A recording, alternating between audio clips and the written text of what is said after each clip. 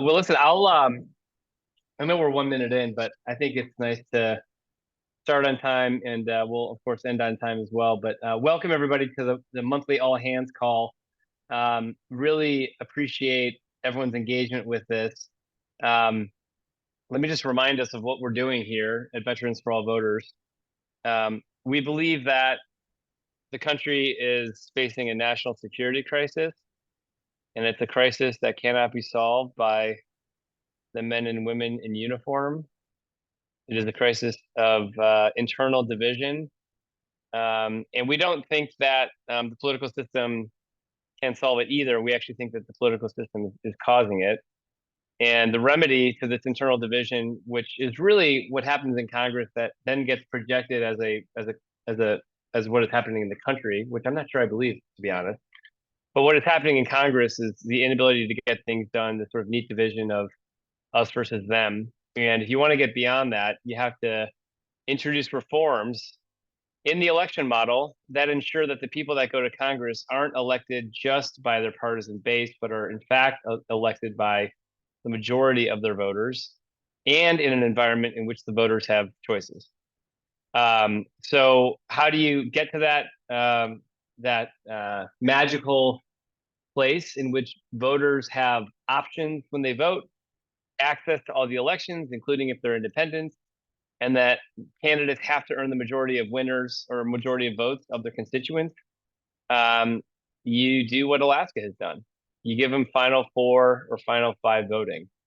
And there's one state in the country, uh, not perhaps coincidentally the state that's furthest from the nation's capital, that has chosen to do something different.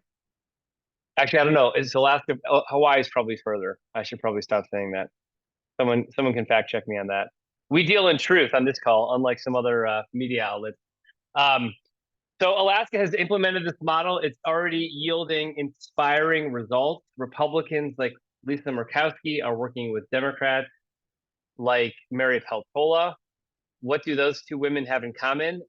They are fighting for the interests of Alaska.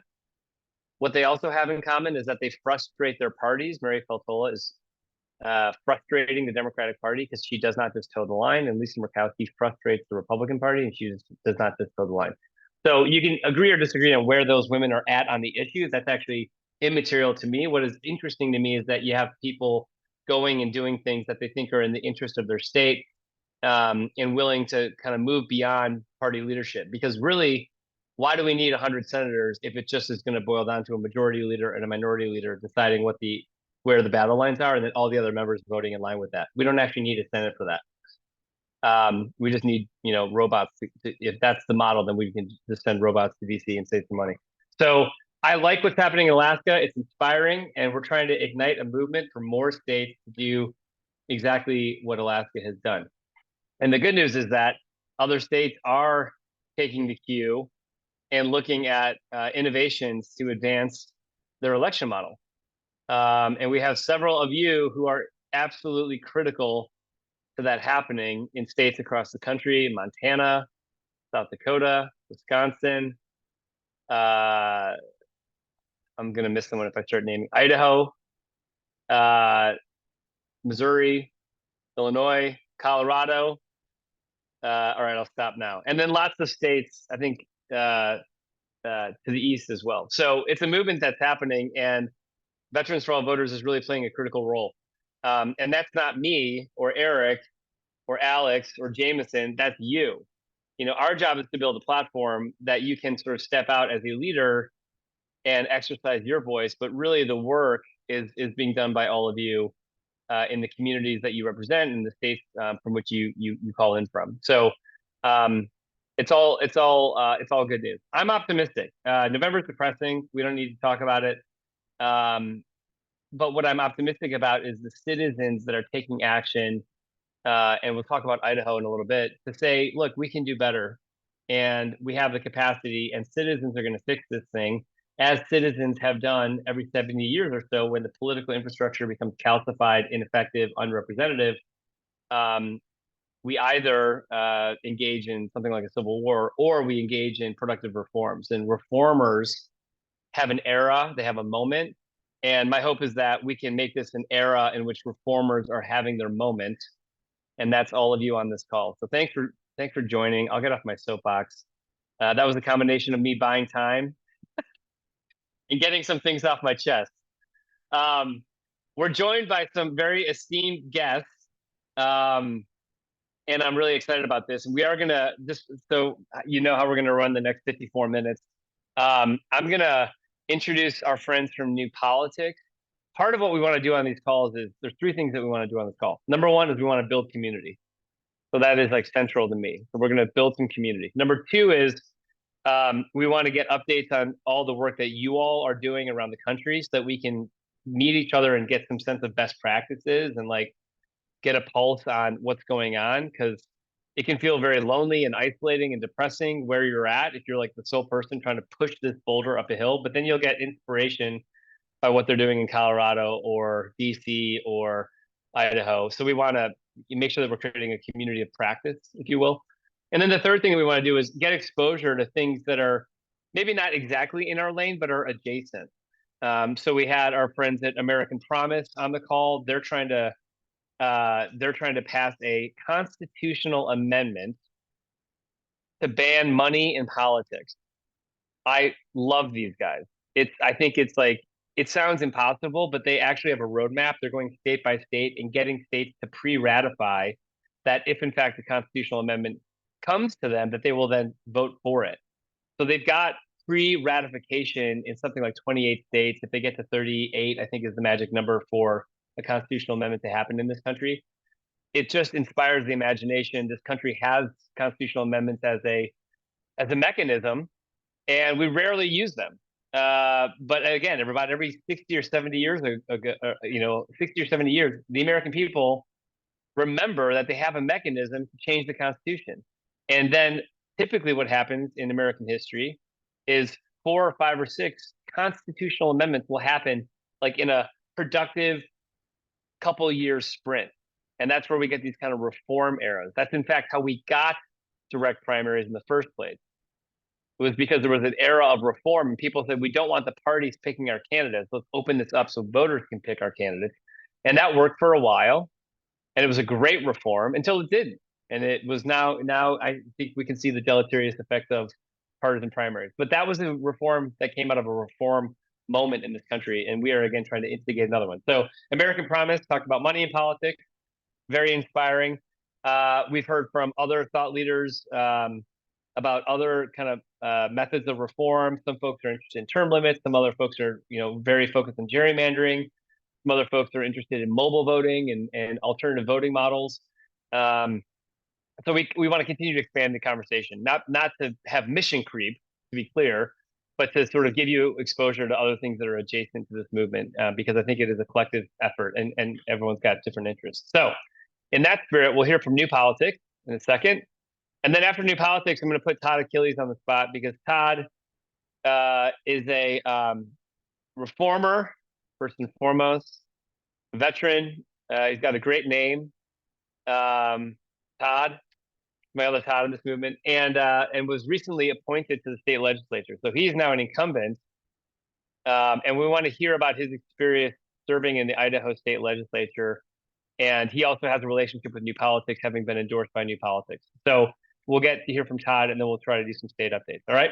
Okay. I truly am at time. 10 minutes of me talking is too long. So I want to invite Paula to come on camera.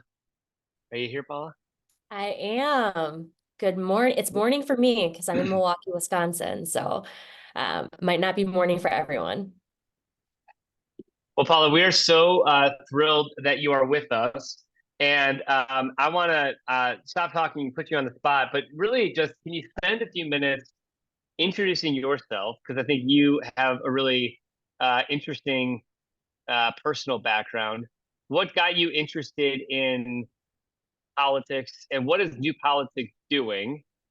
And then specifically, like what might that mean for our team? And I think it'd be interesting for you to kind of illuminate the conversation that we had, which, I'll just kind of tip my hand a little bit. New Politics is doing candidate work. We are not a candidate endorsing organization, nor will we be. We're a 501c3 election reform organization. But New Politics does endorse candidates. They're a bipartisan, cross-partisan organization. You will see more Democrats endorse than Republicans, but that is truly not their intent. They actually really want to be a bipartisan, cross-partisan organization. And she is also, Paula Phillips is married to Danny Reamer, who is a state representative in Wisconsin, Mhm. who I'm going to see tomorrow for coffee at on the campus of the University of Chicago. And Danny's been a huge champion for Final Five voting in Wisconsin. So um, those are the contours of the conversation. But without further ado, Paula, over to you. Well, thanks, Todd. I'll start with, I first got involved in politics just by watching my parents. So my mom and dad are both have roots in the Philippines and actually came over because my dad was a service member. So he was in the Marines, career Marine.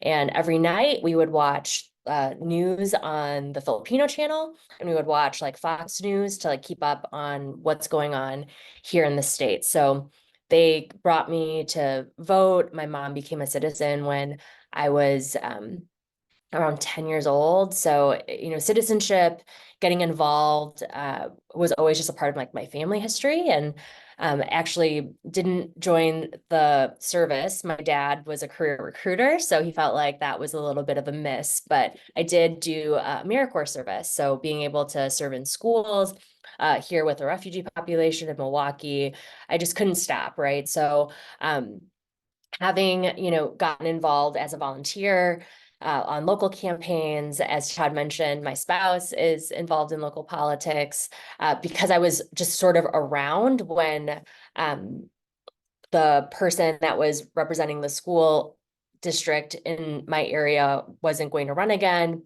She actually talked to me. She's like, "Hey, is this something that you'd ever be interested in?" And I said, "Oh, that's really nice, but yes, yes, Isaac, hoorah, always." I'm like, "No, I don't want to run for office. Like, I've seen what that is. Like, that's why I'm like a volunteer, but I appreciate you asking me." But one conversation led to another and another, and I ended up running for school board here and served on our school board from 2017 to 2021. So right during the height of uh, COVID and figuring out what are you doing with schools. So, coming from a military family background, a political background, when I ran for school board, I was first introduced to New Politics because I had that AmeriCorps service background. And I was really, really impressed because, usually people think about politics and then automatically they go to party or they go to a very specific um, niche of like what team are you on? And New Politics is really about like what kind of leaders are we electing? And for a long time in our country's history, we've elected service members, people that have already shown that they care about this country by giving their time, their effort, putting country first. And we've seen that decline here in the United States. So really trying to get more service members, yes, on the political side, running for office, staying in office, continuing to be in other, if you start at that local level, could you consider, going statewide? Could you consider running for Congress, right? Um, because we know, especially here, that when people are in it for ego or people are in it because of intense ideological beliefs, it can be detrimental to our democracy. So on our New Politics side, we do help people that have already declared candidacy that are running for re-election. And then we also have a nonprofit side where we work with folks that are just interested in thinking about how they might take a step like all of you have done in terms of preserving democracy. So I talked to Todd, I'm like, we really want to make sure that it isn't just folks that are interested in preserving democracy to think about how they could volunteer with efforts like yours that are working on ranked choice voting, policies that could help us make sure that we continue to have that representation, but also thinking about, how might I become that policy maker? What's that step? How can I do things like you have done, like show up to a local meeting, to the state house saying why we need reform? All that stuff can be really, really intimidating. And then you do it and you're like, oh yeah, I know how to talk to people. Like most people are normal. They're not the talking heads that we see on TV. And we know that if we can continue to be a part of, helping people get connected to movements like yours that are getting real people in front of policymakers, we definitely have that opportunity on our C3 side that's really helping with people that aren't declared candidates that aren't currently running for office.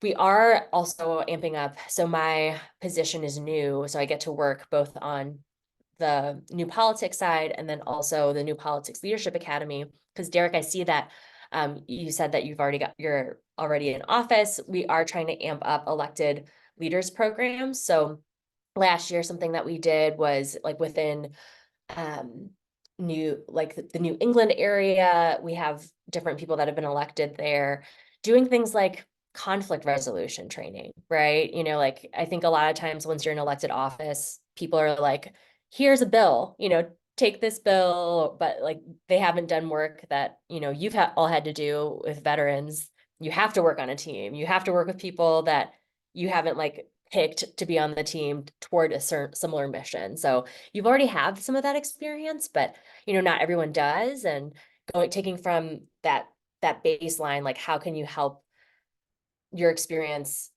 and translate it to like what you're doing in elected office. So we do all kinds of things. It's just so cool getting to be with you all. Like thank you for being here and the work that you're doing across the nation, not just here in Wisconsin. I know that we actually got a hearing this year when it comes to ranked choice voting, which was super cool, but um hopefully it'll get over past the hearing piece to a vote at some point. But I'll stop because Todd, I can talk. I could probably talk for 10 minutes too. So I'll stop. No, this is great, Paul. A couple questions I'll ask, and then I do want to open up for conversation, and maybe Mike, I'll call on you to talk about your experience in the New Politics program since you're a sort of a customer of that. But Paula, what's because you guys support people with a service background? I don't think we said that, right? And so, is it strictly military service, or what's the is it Mhm. folks that have worked? Talk to me about this criterion for support by New Politics. Sure. So it's really servant leadership. And we know that, people with military service, AmeriCorps, Peace Corps, like there are other like Jesuit Corps, people that have taken the time to really dedicate their work to community. It's expanded over time. So we've had some teachers, first responders, police, fire as well, because they're also, working for people. So if you're thinking to yourself, you're like, oh, like I really like they're not like a vet, but like they're a servant leader, and here's how I know. We're always happy to talk to folks because we don't want to have a servant leader not get support because they didn't necessarily do it on the exact right path, if that makes sense. Yep. Okay. Super helpful. I'm gonna do this, Mike. Why don't you reflect on your experience for a minute, and then Todd Achilles, I'm gonna go to you, and then Yinka as well. First of all, it's just a fantastic organization. It has great leadership with how do you pronounce her name? Emily Cherniak? Cherniak? Cherniak? Yeah. So she's the founder, great servant leader.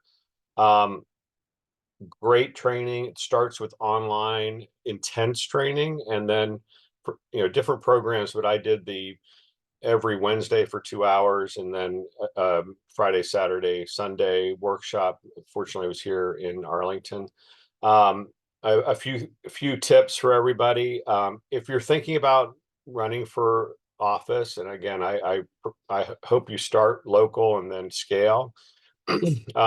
You really need to be getting going a year or 9 months out, right? So, and then if you sign up for one of these programs and then you go to the program and then you're really on your way. Intense training, serious training, but also fun and very engaging. The people I met were awesome, both the facilitators and the other candidates, prospective candidates.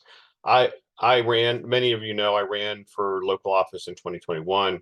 I was actually thinking about running again in this year, but I decided not to. But I went through the program last year and everything like that. I'm sorry, so it was last year and everything like that. But I highly encourage people to do it. Go to the website, very informative. Follow Emily on LinkedIn. She usually posts every Monday and has great information. So I encourage anybody to do it. If anybody wants a one-on-one conversation with me, I'm happy to do that too. Thanks, Mike. I'm actually gonna go to you, Derek, if I can, and then we'll go to you, Todd. But Derek, can you share more about the Answering the Call program and just your strong endorsement of it in the chat?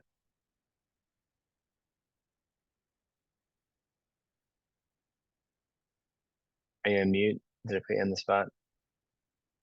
That's unfair. Okay, Derek, we'll come back to you, but I would love to hear live why you gave it a strong endorsement in the chat. So, but Todd Achilles, let's go to you next. So, I want to hear your perspective on.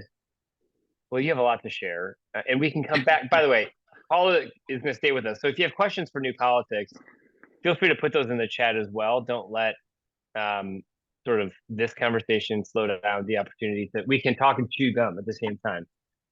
Unless you're a Marine. No, I'm just kidding. We can be in the chat. We can have live dialogue as well. Got to get in my Marine Corps joke. Okay, so Todd, talk to us about your experience helping organize Idaho Veterans for Idaho Voters, and then what you learned about organizing in that context, and then being appointed, serving, and new politics relationship to what you're doing. Yeah, no, appreciate that, Todd, and thanks for the time. And Paula, it's good to meet you. I took a new politics class, probably 4 or 5 years ago, and that was kind of the spark that, got me to where I am now. I am one of the co-founders of Veterans for Idaho Voters. We had just phenomenal support from Todd and Eric and Jameson to get the organization off the ground just about a year ago. And we're one of the coalition partners behind Idaho's Open Primaries Initiative, which is basically mirrored off of what Alaska's done.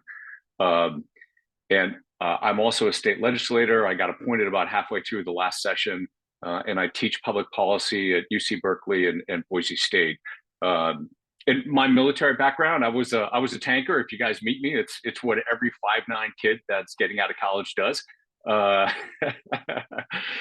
I served a couple of years on active duty in 369 Armor at Fort Stewart, and then, like everybody else, got my MBA, went into the tech industry after active duty. But as a legislator, I'm a Democratic legislator in a Republican supermajority in Idaho. We are 11 Dems out of 70 in the House, which is, if you do the math, 16%. Which means we can't get anything done without partnering with Republicans. And fortunately, there are 2 Republican parties in the state. There's the far right and there's the moderates. And I will tell you, I served for 49 days. I voted 375 times on the House floor and 118 in committee at that time. So that's on average about 10 votes a day. One of the most important things I've ever done. It really was an honor to serve.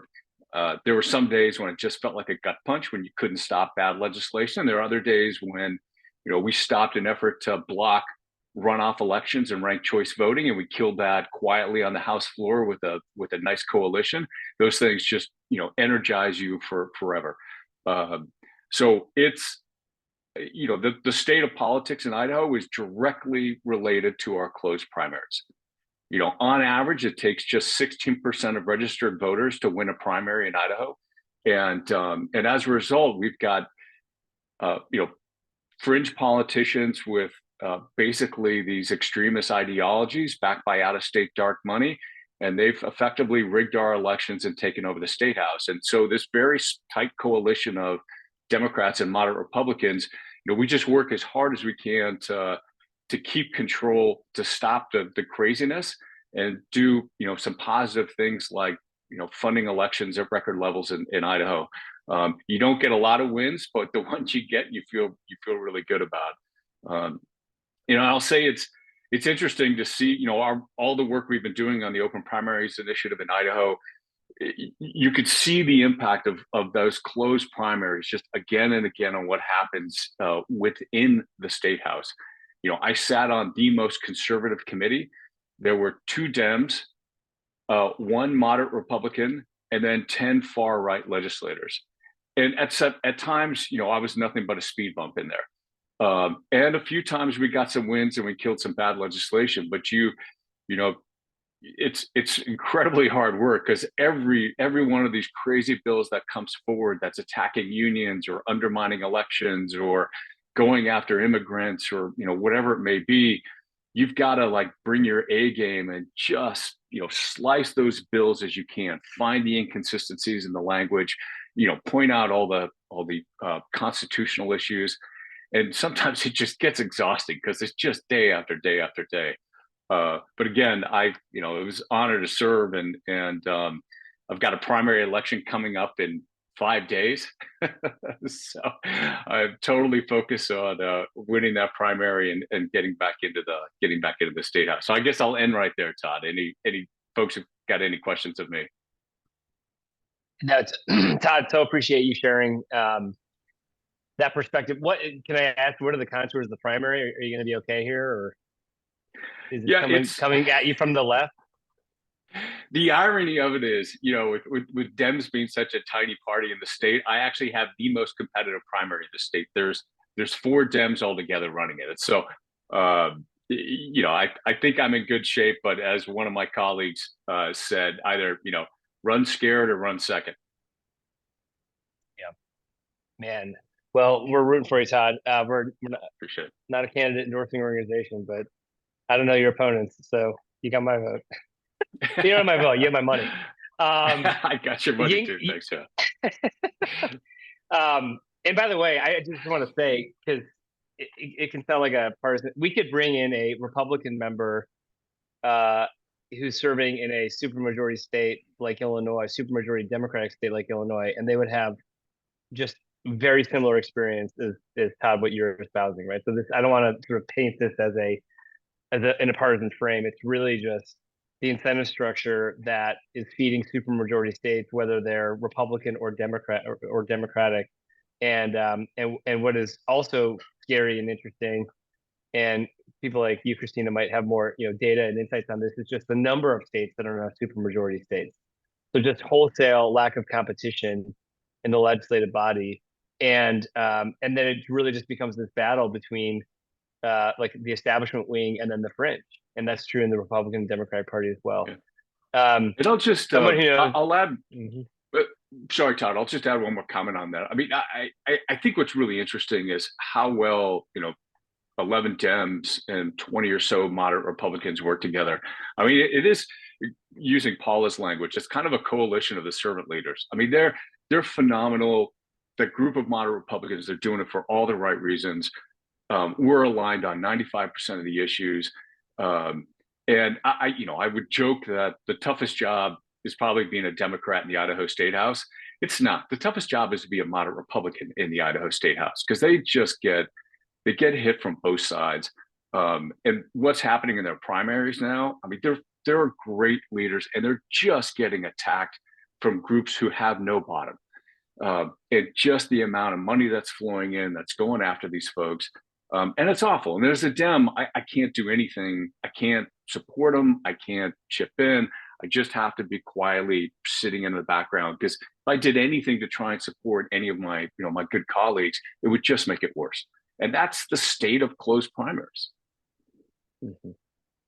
100%. At the federal level, we've seen some of our best advocates, like Mike Gallagher from Wisconsin, just call it quits.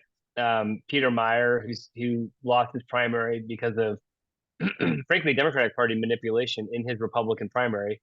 He's trying to, he's coming back running for the U.S. Senate. But we're seeing the good folks who we define as wanting to do the work productively and not just sort of create clickbait for their base. They're just having such a hard time, or they're walking away, or they're getting primaried. And it's such an ugly state of affairs. And I think, to your point, Todd, I just see a direct through line back to the nature of partisan primaries, that if you can solve that, you just unlock so much. Yinka Falati, I want to go to you. who knows a thing about politics. Yinka, first and foremost, is the Veterans for All Voters board chair. He's my boss. He's a dear friend. He's someone I have just so much respect for. And he has run for office in the state of Missouri for Secretary of State. So Yinka, I wanted you to bring your voice to this conversation. What would you add about new politics, running for office, coalition building, movement making, which is what we're trying to do here? Would love your perspective. Yeah, thank you, Todd. And first, it's great to see everyone around the screen and everyone who wanted to be around the screen but couldn't be here today. I want to thank you, Todd Achilles, for what you're doing in Idaho. We need more servant leaders like you championing change that we know will make an impact. So thank you for what you're doing there. Paula, thanks for coming on for New Politics. I love your story, Paula. I'm an immigrant American myself. And so I love hearing some of your story about your family and how you got into being a servant leader. New Politics is such a great organization. When as Todd Connor mentioned, when I ran for Secretary of State in 2020, we had conversations with New Politics, and I just found them to be a great and refreshing organization. I'm so glad they're doing what they're doing, and I'm glad that they are continuing to expand the conversation beyond the duopoly and really get to character of leaders that we're electing. So my name is Yinka Falati. I'm the board president of Veterans for All Voters, with the founding board president, and was here when it was just Todd and Eric Bronner, and that was it. There was nobody around the screen. And there was just three of us trying to get this thing off, and just been honored to have had the chance to see the organization grow and become more and more important across the country. And by you being here around the screen, becoming more and more relevant to more and more people. So just honored to serve in this capacity. I'm an Army veteran.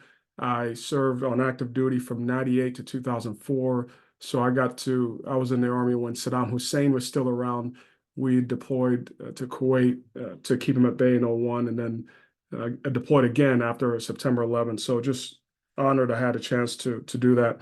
You know, as Todd said, in 2020, I had a terrific opportunity to run statewide in Missouri, and Missouri is another supermajority red state. There are so many of these around the country, and it was a crazy year to run. I think if you told me when I unofficially launched in 2019 that I would be running during a pandemic, I might have passed, because it was absolutely unprecedented. I mean, how do you run a statewide campaign during a pandemic? And but it was a phenomenal experience. We became the first African American man in the 200-year history of Missouri to garner over 1 million votes. And so it was just phenomenal. I think if anyone around the screen, or you know someone who is interested, I think having more veterans run for statewide office is so important. Really from all levels, from school board to local office to statewide to federal. We need veterans. We need people who care more about the country than about a color, red or blue. We need people who care more about the progress of the whole than about caring about what their camp is doing, whether their camp wins or loses. And that's what we do as veterans. We've donned the cloth of the country. Many of us have sacrificed so much. When I was in the Army on active duty, the Army did not yet have the first child policy. So when I was in, I actually had a soldier who his wife was giving birth to their first child, but he could not go back home. We were in Kuwait. And that was before the Army. I believe the Army has since updated the policy. But that's a kind of sacrifice that we around the screen and others, our brothers and sisters, source left and right, have done. And so we need more veterans running. I'm really excited. Todd said earlier in his opening remarks that he's hopeful, and I join him in that hopefulness. You know, people think that it's intractable. The current state of politics is going to be permanent. This is just how it is. Let's resign ourselves to this game. And we know that's not true. We know that, and as I think Todd cited this, you know, we didn't used to have primaries. In fact, we didn't used to elect our members of the U.S. Senate if y'all remember, it wasn't until the turn of the 20th century that we actually, the early 20th century, that we actually began to elect members of the U.S. Senate. Prior, they were appointed by state legislatures. Can you imagine not being able to elect your U.S. senator? Nobody could imagine that. But that's a change that came about as a result of what these reform movements, these reform phases that Todd referenced early on. And so we're in another reform state. We're in another phase of reform. We have another opportunity. This is the moment. Every generation has its fight. This is our fight. Our fight as veterans and those who will come alongside us to use this reform, Final Four, Final Five voting, to make the country more accountable to more people and less accountable to just people on the extreme right and also people on the extreme left. And so that's the work we're about. I'm so glad that you're here. I'm so glad that you're joining us shoulder to shoulder in this work. And I can't wait to engage with many of you across the country as you're doing the work. So with that, I'll pause. I'll turn it back over to Todd. Awesome. Yinka, thank you so much for those inspiring remarks. And now you know why he's our board chair.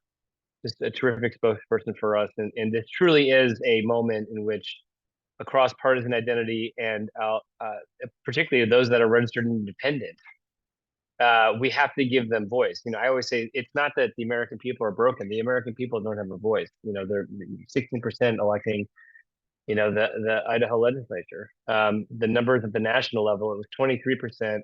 Excuse me, I think it was 18% last cycle, according to the research by United America, and it's looking like it's going to be something like 14% this cycle. Or excuse me, 8%. So we just have a fundamental system where if you could open the floodgates and register independents and libertarians and Green Party folks could actually vote with options, we'd solve this quickly. But they don't have a voice, and that's what we're trying to solve for. So, yeah, it's going to be interesting. I think here's how I think about movement making. Let me talk to you about our strategy, and then was it David Petraeus? The known, there's the known knowns, the known unknowns, and then there's the unknown unknowns. There's some known knowns, which is we've got to defend what Alaska has implemented. They're the one state in the country that has implemented Final Four voting. Rumsfeld, thank you, Brandon. They've implemented Final Four voting, so we're in a strong defense mode with that. And then we have some ballot initiatives that are pending, and I'm going to call in some of you in a moment to talk about what's going on in your state. And then there are like a series of unknowns. Like, what does it mean that we build this network of 300 plus veterans if and when something really bad happens or really opportunistic happens? And I really believe that we're in a moment where we are going to be surprised by citizen initiatives that pop up, by politicians on both sides that go too far, by business saying enough is enough and putting real resources into reform. I think there's a number of tipping point moments that I could brainstorm, but I can't anticipate that are going to happen in the next 2 years. And we're sort of trying to build this platform so that we're ready to respond in those moments. And I think, be opportunistic, frankly, and advance the reform conversation. So that's like the unknown unknowns in my mind, but there are some known opportunities happening around the country. And I want to highlight some of those. I'm going to call on some folks, if I may, talk about what you're seeing locally, the state of play, and what we can do to also support you or learn from what you're doing. So let's go to Idaho if I can, and maybe Stan or Patrick. Can I ask one of you two to give us an update? What's the current state of play in Idaho? Sorry to put you on the spot there. And then maybe Alaska. I'm going to go to you next, Brian or Brandon, if you can give us an update as well. Stan, you're on. Okay. So we had our biweekly Zoom call yesterday for Veterans for Idaho voters, and we were fortunate to have a review by one of our coalition partners on. We've just finished gathering all the signatures to put the OPI ranked choice voting initiative on the November ballot. And so, we're kind of on tenterhooks waiting to see how many of those signatures are returned as valid. And the figure that she gave us yesterday was we're in the 70% range, which she characterized as being a pretty phenomenal valid signature rate for signature collection. We're kind of in phase 2 of our program, which is, encouraging people to vote yes. We're trying to expand our membership. We're updating our presentation that we give to community groups and anybody who will sit still long enough for us to give the presentation to acquaint them with the mechanics of the open primaries and ranked choice voting. We're feeling fairly optimistic. We're actually looking at a future where we're going to need, if the open primaries initiative passes this November, we're going to need to defend it from the Idaho legislature through 2 more legislative sessions before it actually takes effect in the 2026 election. So we have our work cut out for us, and we're continuing to work with coalition partners, and we're trying to coalition build all at the same time. So, we're fortunate to have people working with us, like our leadership, like Todd and the other founding members who have done prodigious work and continue to excel. So that's kind of where we are right now. We're putting things together and pushing on. Thanks, Stan. And what I want to say is that you guys have done just an incredible job. I encourage you to look at the website of Veterans for Idaho Voters, but really aggregated a lot of respected Republican politicians and leaders beyond elected officials, which is important, who are just incredibly credible, want to do the right thing by the people of Idaho. And you've built a phenomenal coalition, and the signature collection process, the fact that I think, what was it, 92,000 total, Stan, or what was the 95 plus. Yeah. So, we were hoping for 100,000. We made it to 95,000, and in the last month, 15,000 of that was done in the last month, and this is phenomenal, finish line push that our coalition partners engineered, which is really amazing and really just volunteer driven. So it's just a testament to me. I talk about Idaho all the time about what is possible when citizens grab hold of the issue and people just choose to take action. So you guys have modeled that, and I'm grateful. We're excited, and we'll be in it with you for the next few years to get this over the finish line. Let's talk about Alaska for a second. Brandon or Brian, do you want to give us just a quick current state of affairs in Alaska?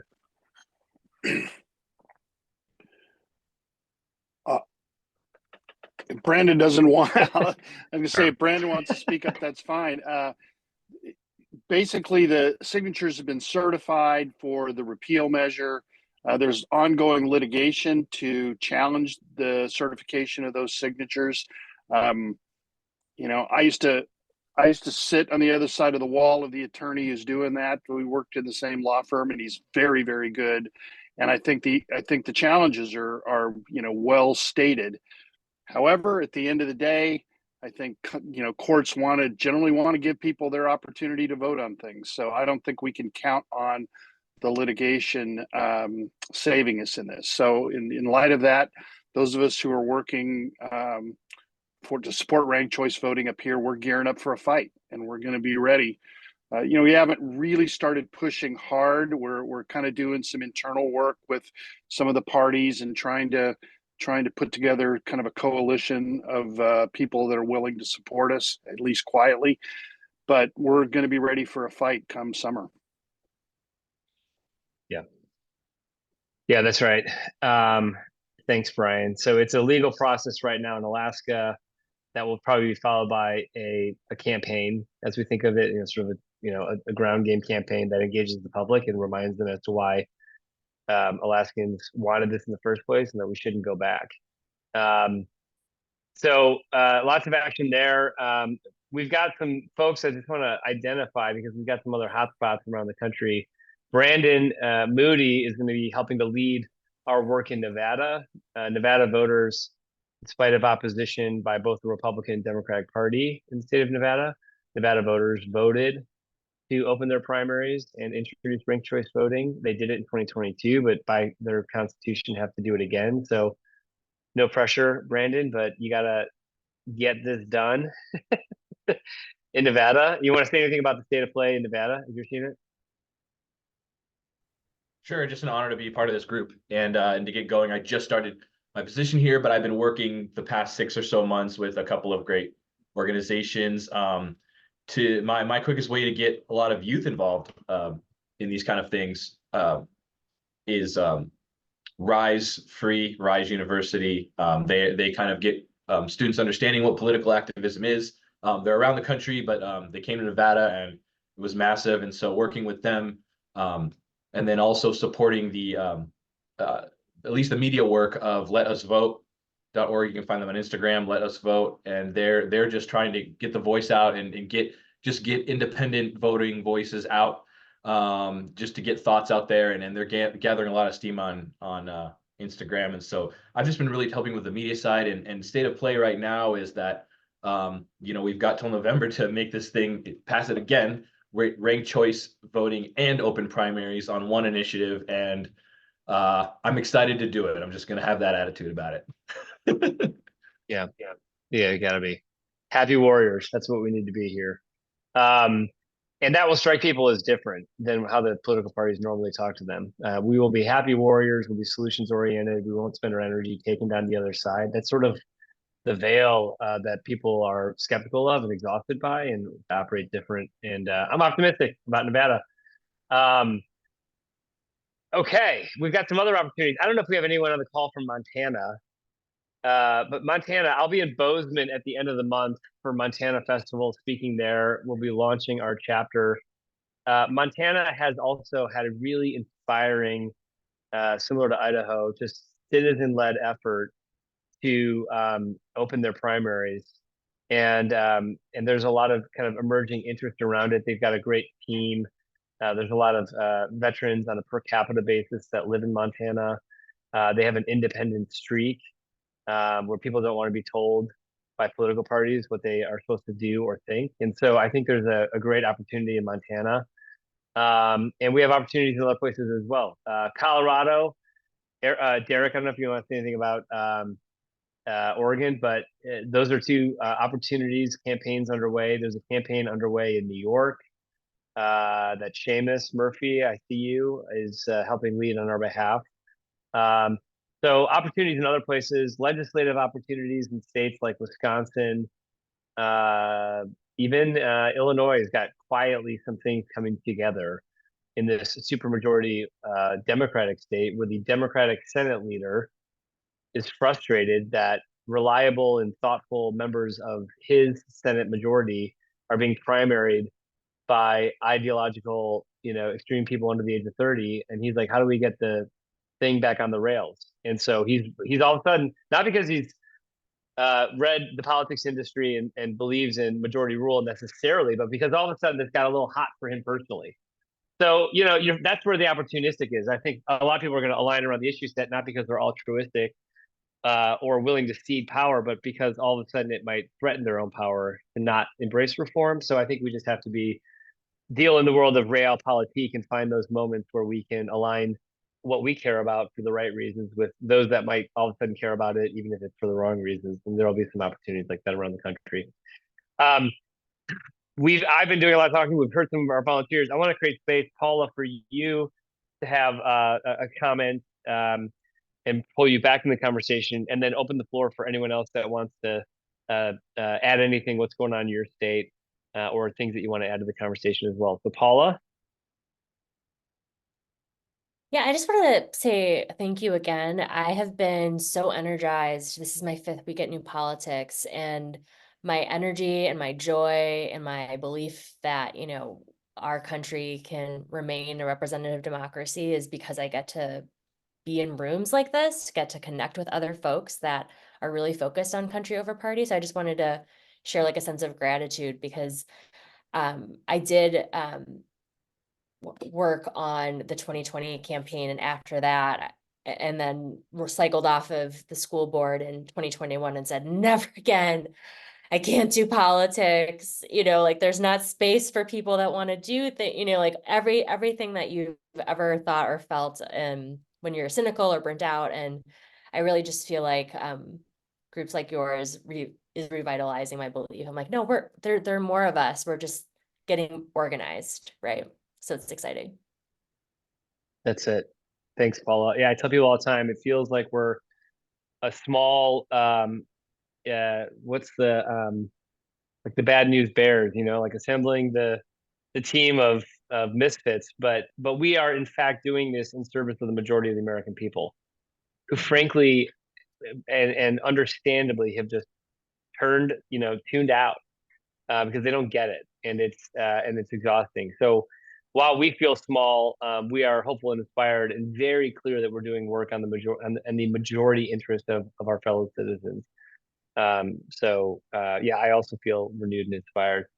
Other folks want to offer anything in the last few minutes here? Alex. Yeah, I just want to give a shout out to the Colorado team and Brendan. I see you on the call. Last night we did the Colorado Veterans for All Colorado Voters Lodge. Excuse me. We did that last night at VFW Post 1, which for those of you that don't know is very storied here in Denver. It has a huge lineage to the beginning of the VFW, actually. We did an event there with co-joined with Unite America. Eric Bronner, our founder, spoke. Brendan spoke and did a great job. By the way, Brendan, congrats on that. That was a great speech. We had Tony Haas, a new leader of ours that's going to help operationalize Colorado a little bit. He's a SkillBridge fellow, getting out. He's the lead senior enlisted instructor at Rutgers right now, ROTC. He's on his way out. He spoke. And then we had their old Secretary of State, Terrence. I'm sorry, I'm blanking on the last name, but Terrence, he spoke. He's a former police officer and Secretary of State here in Colorado. And it was just about 20 people, 25 people in the room, but the momentum was there, and the speeches were great. And we're really excited to gear up here in Colorado. And so is our partner, Unite America. So, Brendan, do you have anything else to add on Colorado? Tony's words were awesome as well. I was inspired by his words as well as Eric's. It was really great. I think most tangibly, I think we're going to get out of it probably some good PR, hopefully a nice video from Unite America that I think they're going to be putting together, right? And then very tangibly, I think we have at least 2 new volunteers that'll be signing up as a result of the event, veterans that we talked to last night. So that'll be really great. Awesome. Brendan, thank you, brother. Radar, for your leadership in Colorado. Colorado is going to be a big campaign, well-resourced. It's going to get interesting. And again, there you see too, both political parties come opposed to change and reform. So, but awesome job on that. I also want to give Isaac Riddle a shout out. Isaac joined me in Scottsdale, Arizona for a donor retreat with some very influential folks. And I think Isaac gave a unbelievable lightning spark talk, about 10 minutes, about his path to service and why he's now doing what he's doing with us. And it really did convert people in the room who have the capacity to write 8 and 9-figure checks, converted them on an emotional level, that this is sort of what patriotism in this moment looks like. So huge value add, not only for us. I committed in the moment. I was like, I'll never give a speech again. I'll just bring Isaac. But really not only in service to us, but this broader movement of a lot of donors who frankly have capacity, the business leaders, and they're worried about democracy. They haven't figured out what's the play. And I think we have such a compelling intervention, because if we just zoom out for a second, let me envision a future in which the reform sticks in Alaska, it passes in Idaho, we somehow get it over the finish line in Montana, Wisconsin gets the legislation passed. Okay, that's 5 states with 10 U.S. senators who are now liberated from the extreme and emotional throes of their party. And I like to call that would be the access of adults in the United States Senate. And instead of having to wonder what Marjorie Taylor Greene's reaction to an issue is, we'll be going to Lisa Murkowski and the next Mitt Romney and the next John Tester and saying, well, what do they think? Because they're ultimately the caucus that's going to determine whether or not this moves forward. And wouldn't that be great to kind of hand the mic to those firmly in between the two-party construct? I think it'd be productive for lots of reasons. And that's like an achievable, that's not a 30-year vision that requires a lot of, I mean, that's a specific vision that's achievable and probably costs $150 million. Someone's got that check and could spend it to achieve that. So I'm going to go to you, Mike Cantwell, for a comment. And then Yinka, I'm going to ask you to close us out if you would. Yeah, just real quick. So Arlington County is in the throes of their Democratic primaries for the Arlington County Board. As many of you know, they're using ranked choice voting, and all of them have answered the specific question, do you support and like ranked choice voting? And all 5 candidates have said yes. So this is where things go. And then I reached out to my local state delegate, and I'm going to have breakfast with him next week, and I'm going to try to convince him to introduce a bill next session to have open primaries. So I encourage everyone to get to know your state delegate and state senator and reach out to them and have breakfast or a beer with them. It's really, really easy to set up these meetings, especially during the off season. Thanks. Thank you, Mike. And my final word is just huge thanks to all of you for joining yet one more person. It's onesies and twosies. We are not trying to run a giant social media campaign, and that's our strategy. Our strategy is like, if we could get 1 or 2 people like you, Jonathan, in every state, or you, Joe, or you, Stan. I mean, 1 or 2 great leaders who are committed to this. I'll take that any day over 1,000 people following me on Twitter that I've never met. So we're going to do this with onesies and twosies. It's going to matter in every state. I can tell you any state in which this has worked has boiled down to a few key leaders, usually someone in that mix who is more in the uniform. So that's how we're going to win this battle. And with that, Yinka, I invite you to give the final word to close us out here. Yeah, thank you, Todd, for a great meeting. Thank you, Alex, for sharing us about what happened in Colorado. That's terrific stuff. And thank you, everyone, for everything you've shared. I love the work. I love the energy. Paul, again, thank you for representing New Politics and all that you're doing. Todd Achilles, wish you well in your primary. We're rooting for you. We want more veterans like you who are helping to control the narrative in states all across this country. I want to end with this. I've heard a theme that I've heard kind of throughout the last hour: small, small, small, and I think sometimes it feels as if our movement is small. And indeed, when we began this organization in 2021, it was nascent and small. But I'll remind you, it's grown to over 350 volunteers, veteran volunteer leaders all over this country. We started with a state. In fact, Wisconsin was our Maine and Wisconsin were our first 2 states, and now you hear about efforts in Idaho and Colorado and New York and all over, and of course Alaska and all over this country. So small becomes big, and small grows. And as Todd Connor said, we don't need all 50 states. We only need to really begin with 5, and you have 5, then you get 7, then you get 11, and then you get 15, and so on. So small becomes big. But lest we think we are small, I'll remind us of my favorite quote. Margaret Mead was an American anthropologist. She was really famous in the 60s and 70s, had some really terrific ideas. And one of my favorite quotes in life is this one. She says, "Never doubt that a small group of thoughtful, committed citizens can change the world. Indeed, it is the only thing that ever has." And so this small group of thoughtful, committed citizens called Veterans for All Voters and our allies to our right and left are what will help change this country for the better. I firmly believe it, and I hope you all firmly believe it. Thank you for being on. Thank you for what you're doing. Thank you for continuing to push.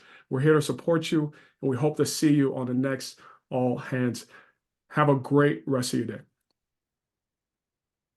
Thank you, Yinka. Thanks, everybody. Thank you, everybody. Thanks.